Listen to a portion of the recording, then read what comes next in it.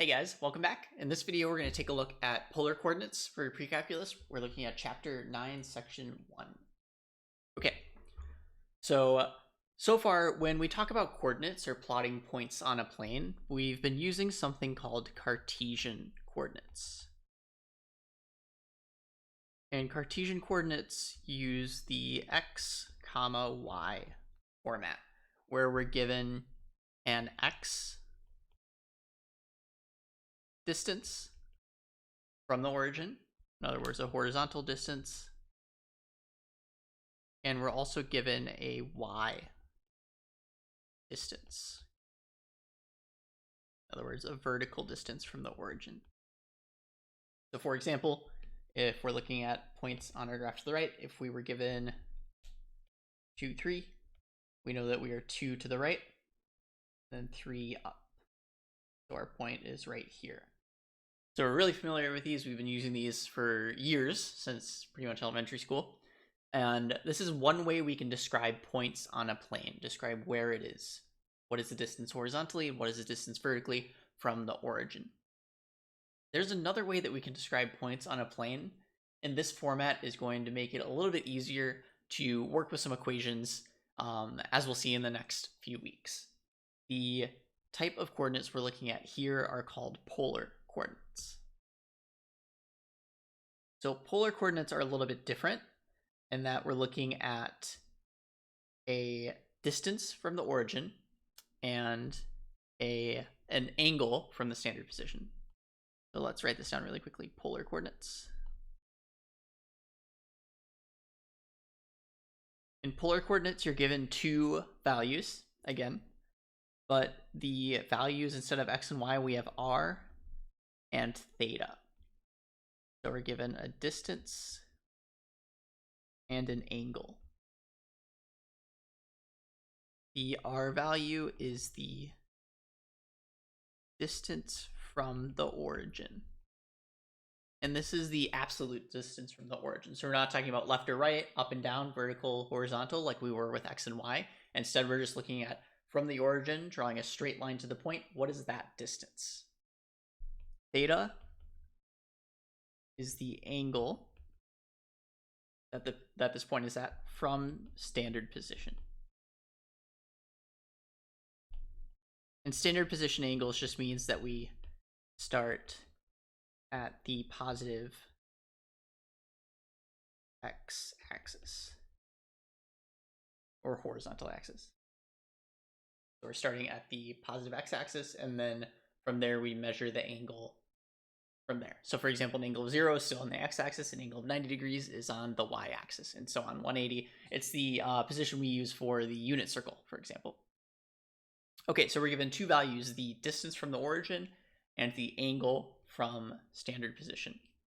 To the right, we have a graph of a polar graph, so an easy way to graph polar coordinates. What I'm going to do first is actually take a look up here at a couple of examples. So first I want to start off with, if we're given Cartesian coordinates, how we would describe these as polar coordinates. So for example, we might be given the point, let's do 0, 1. As a Cartesian coordinate, this point is located right here on our graph. If we wanted to write this as a polar coordinate, what we would do is take a look at the distance from the origin. So here we have a distance of 1 from the origin. So looking at polar, our distance, our r value, is 1. And then we're looking at the angle from standard position. So starting at standard position, we can see that here we have an angle of 90 degrees. So 190 degrees. Another way to write this is using radians, 1 pi over 2. Both of those are describing a distance of 1 and at an angle of 90 degrees, or pi over 2. Take a look at one more example. Here we have -5, 0. So again, we're looking at -5, 0, this point right here. We can see that we have a distance of 5 from 0. So our distance is 5, our radius, or our value is 5. And then our angle, starting at the positive x-axis, is going to be 180 degrees, or 5, pi radian. So as you can see, we're describing points looking at the distance between the origin and that point, and the angle formed starting at the x-axis between the positive x-axis and the ray that would be going through that point. So that angle that's formed. Okay, so when we're given points on the x-axis and the y-axis, it's pretty easy to rewrite them in polar coordinates because we're just looking at the distance, so how far along the axis are they, and we're looking at the angle that they form. When we're given angles not on the x and y axis, it's a little bit more difficult to plot them on a Cartesian plane like we have up here, where we have x and y. Instead, we use something called a polar graph. So for example, if we're given the point in polar coordinates, if we're given the point 4, 90 degrees, or pi over 2, to use radians. Looking at this graph to the right, we are at 90 degrees. So we're along the y-axis, and we are 4 units away. So 1, 2, 3, 4. So our point would be right here, 4 pi over 2. So as you can see, each ring is the measurement of 1 unit away from the origin. So we're 4 lines away from the origin. This format is helpful if we're given angles in other than 0, 90, 180, and 270 degrees. For example, if we're given the angle, or sorry, the point using polar coordinates, 6, pi over 3. Here, we're looking at pi over 3. So we're looking at the angle right here, pi over 3. And we want to be 6 units away from the origin. So that's 1, 2, 3, 5, 6. So we're just counting along the lines. Here we have pi over 3 and 6 units away. So that is our point for 6 pi over 3. If we were to go back to our graph up here and try and plot 6 pi over 3, it would be a little bit more difficult. So we know we're going to be 6 units away, so somewhere kind of along the circle, we're going to be at about 60 degrees. So our point would be about right here, but it's a lot easier to plot it using this graph where the angles are clearly labeled and the distance or the ring away from the origin is clearly labeled. So one quick note here is that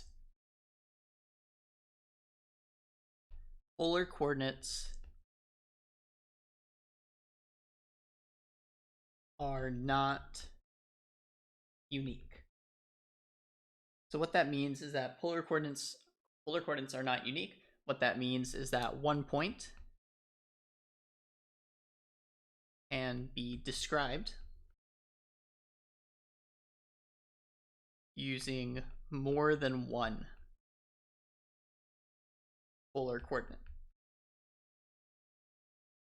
And this is because as we increase the angle, we're going to keep going around the circle and around the circle. So for the point 6 pi over 3, another way to describe this would be 6, comma, and then we take pi over 3 and we add 2 pi. In other words, we add 1 full revolution around the circle, which gives us 7 pi over 3.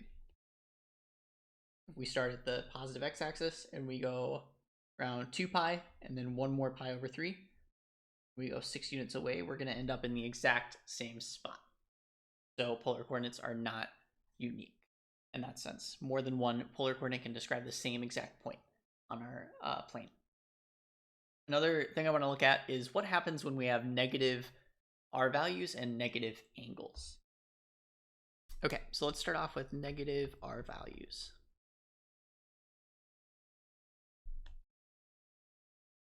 If we have a negative r value, what we're doing is instead of going in the angle direction that we're given, we're going to flip across the origin. So kind of like With Cartesian coordinates, positive y is going to give us a positive direction. In other words, positive y tells us the vertical direction up. If we have negative y, we're going in the opposite direction. The same idea kind of applies here, where if we're given a negative r value, instead of going in the direction of the angle that we're given, we're going to flip across the y-axis and go in exactly the opposite direction. So an example is if we had negative 6 pi over 3. Here, we can start off by going to pi over 3 still. So pi over 3 is right here. But instead of going 6 in that direction in pi over 3, what we're going to be doing is flipping across the origin. We'll do right now, if we flip across the origin exactly halfway across the origin, and then we're looking at going 6 in this direction, technically 4 pi over 3. So 6 circles away or rings away, 1, 2, 3, 4, 5, 6. Our point is going to be right here in polar coordinates. Negative 6 pi over 3. One thing to note is we can actually rewrite this as positive 6, 4 pi over 3. So we can rewrite it using the angle that we get if we flip across the origin. In other words, if we add 180 degrees or add 1 pi. So when we have negative r values, we're flipping across the origin and going in that other direction. I want to also talk about if we have negative angles, so a negative theta. All a negative theta means is similar to when we're looking at the unit circle. It means that we're going in a clockwise direction instead of counterclockwise. So, for example, the angle 6, negative pi over 3 has a start at the positive x-axis, and then we're going down pi over 3. In other words, clockwise pi over 3. So we end up at this angle here, 5 pi over 3. And then again, we're 6 rings away. 1, 2, 3, 5. So our point would be right there, polar coordinates. 6, negative pi over 3. So we can have negative values for r, which means we just flip across the origin, or the angle, which means we go clockwise instead of counterclockwise. Okay, so now I want to talk about how we can convert points from Cartesian coordinates or polar coordinates to the other ones. So how do we convert between these two forms? The first direction I want to go is converting from polar to Cartesian. And one note is that Cartesian coordinates are also called rectangular coordinates. And that's because if we find the x direction, the y direction, we end up with kind of like a rectangle all around. So Cartesian or rectangular coordinates. Converting from polar to Cartesian. What I'm going to do here is let's plot a point on our graph. For example, here, 1, 2, 3, 4, 5, 6, 6 pi over 3, the point we've been using. And let's draw a triangle here, a right triangle from the origin. So we have our hypotenuse here. We have a vertical line, a horizontal line. We're drawing a right triangle. Okay, so looking at different parts of the triangle, we know that the hypotenuse is r, the distance from the origin. We also have x, the horizontal distance, and y, the vertical distance. So r, x, and y. Finally, one other point we have is theta, which is down here, that angle in that corner, that bottom left corner. So we want to find out what x and y are given r and theta. So we have two pieces of this puzzle. We want to find the other two missing pieces. Okay, so what we're going to do here is use right triangle trigonometry to help us out. SOHCAHTOA. We know r and we know theta. And we're trying to find x and y. So we know that x... Well, first, let's actually look at the angle. We know that cosine of theta is equal to adjacent over hypotenuse. So the adjacent to our angle is x, the hypotenuse is r. what this tells us is that to find x, we would just take r and multiply it by cosine of theta. So the x coordinate is equal to r times cosine theta. For y, we know that the sine value of theta is equal to opposite over hypotenuse, so y over r, which means that to find the y value, we would take r and multiply it by sine of theta. Using right triangle trigonometry, we can see that to find the x and y coordinates, we just need to take our r value, multiply it by cosine theta, take the r value, multiply it by sine theta. So given r and cosine, that's how we find the x and y coordinates. Okay, let's actually do a quick example with 6 comma pi over 3. Let's take a look at this specific example. So to find the x value, we take r and multiply it by cosine of theta. So we take 6 and multiply it by cosine of pi over 3. Let me pull out my calculator really quickly, making sure I'm in radians mode because I'm using a radian degree measurement. 6 times cosine of pi over 3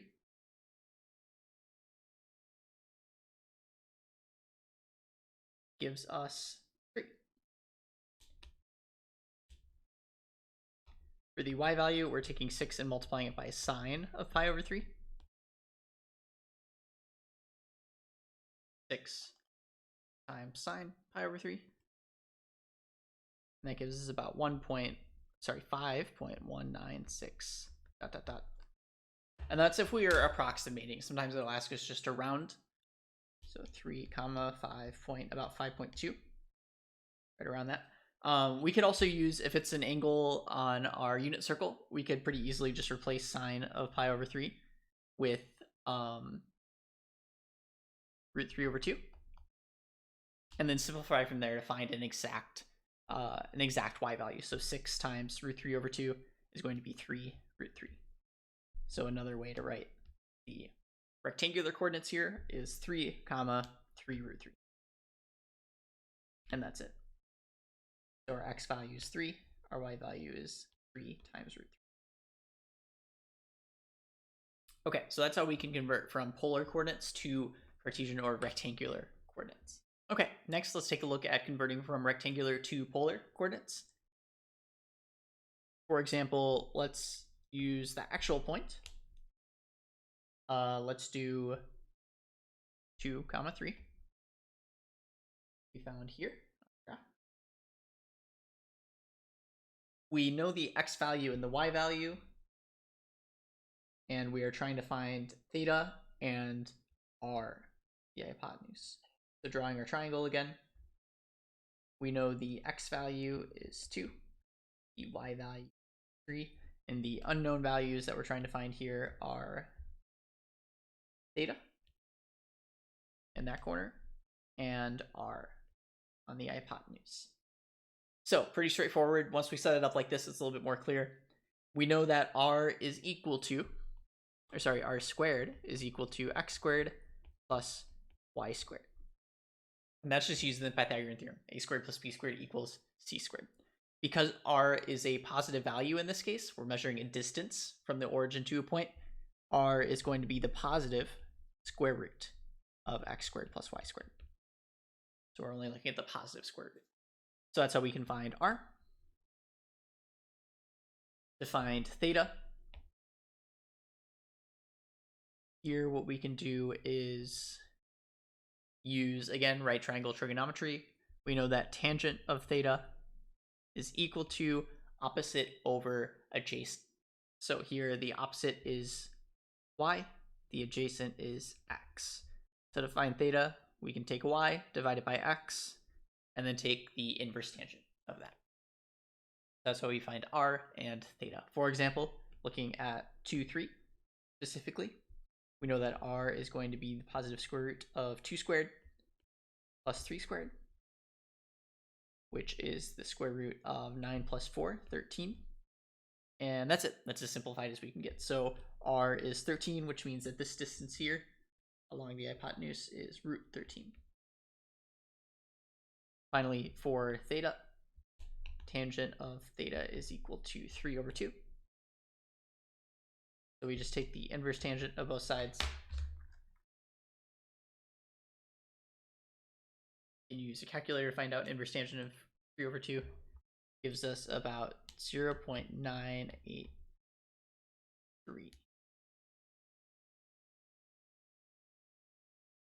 And that's going to be in radians. So I still have my calculator in radians mode. If you wanted to use degrees, it's about equal to 56.3 degrees. So that's how we can find our angle. So given rectangular coordinates, pretty straightforward. We use Pythagorean theorem to find r, and we use tangent right triangle trigonometry to find theta. So that's how we can convert between the two different forms.